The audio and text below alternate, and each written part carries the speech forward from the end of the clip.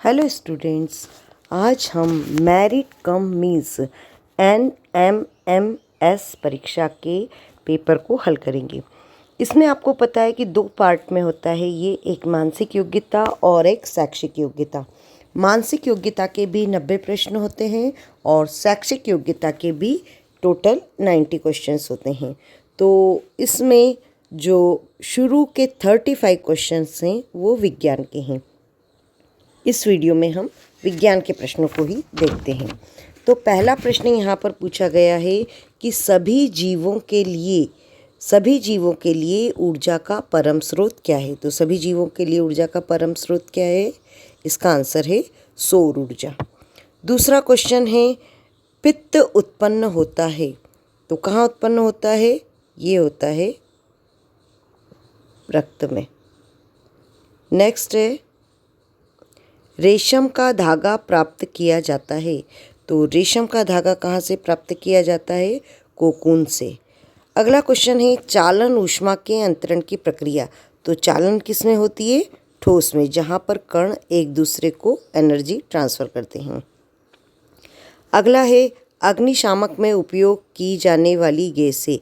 अग्निशामक में उपयोग की जाती है गैस, वो होती है कार्बन डाइऑक्साइड, क्योंकि ये आग जलाने में मदद नहीं करती।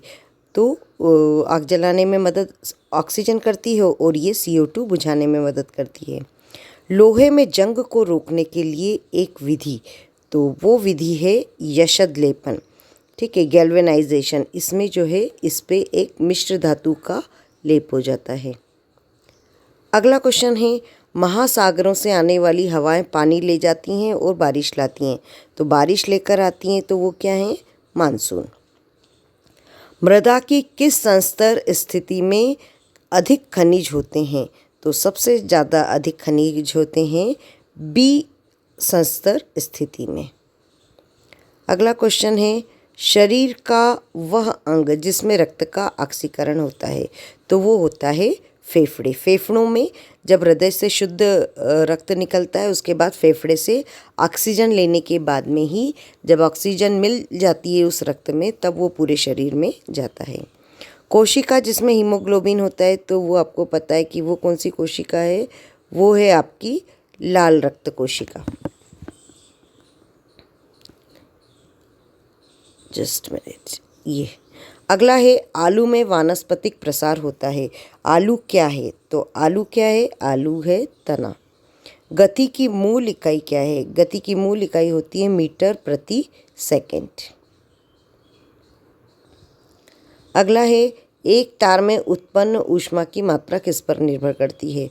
तो ये तीनों ही चीज़ों पर निर्भर करती है, लंबाई, मोटाई और पदार्थ पर। वाहनों में पार्श्व दर्पण के रूप में कौन सा दर्पण उपयोग किया जाता है?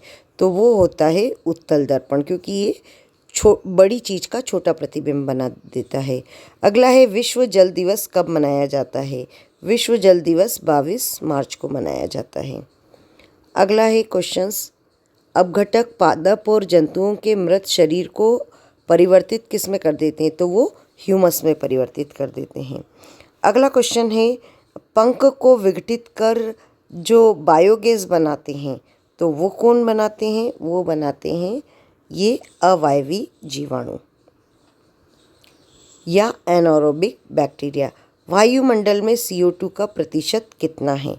तो इसका प्रतिशत है 0.03%।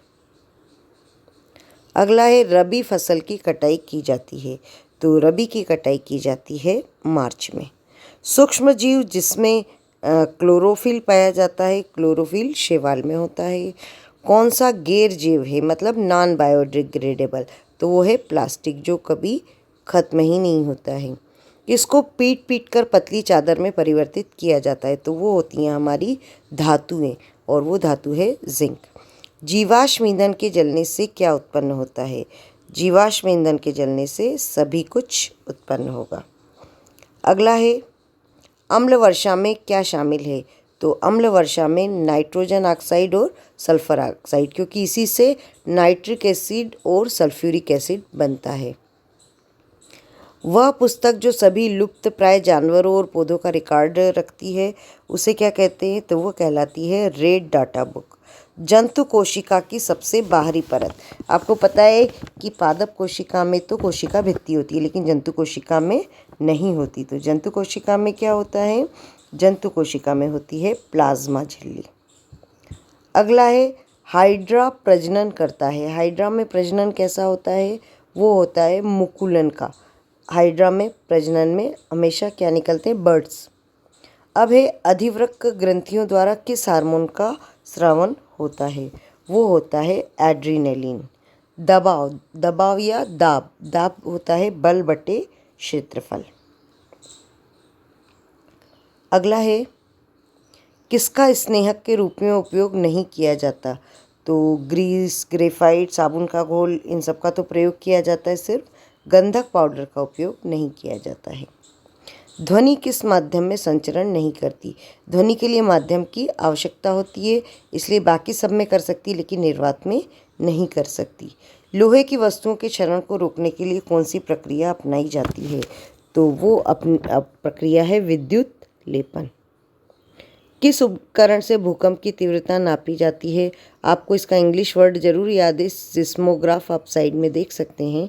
और प्रकाश का अपने घटक रंगों में विभक्त होने को कहते हैं, ये कहलाता है वर्ण विक्षेपण, या इसे सरल शब्दों में फैलाव कहेंगे। किस ग्रह को सुबह का तारा कहते हैं? तो सुबह का तारा कहलाता है शुक्र।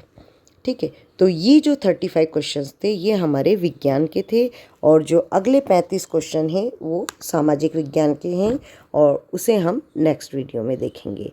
Okay, thank you students.